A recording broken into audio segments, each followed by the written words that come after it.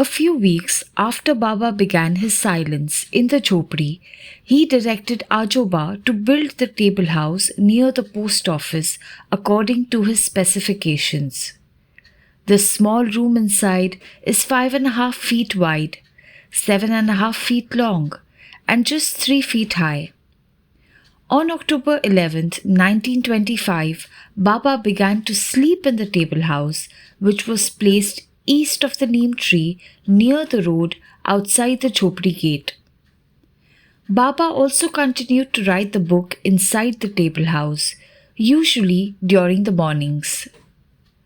From November 17th, the shade of the table house veranda also became Baba's seat for greeting crowds.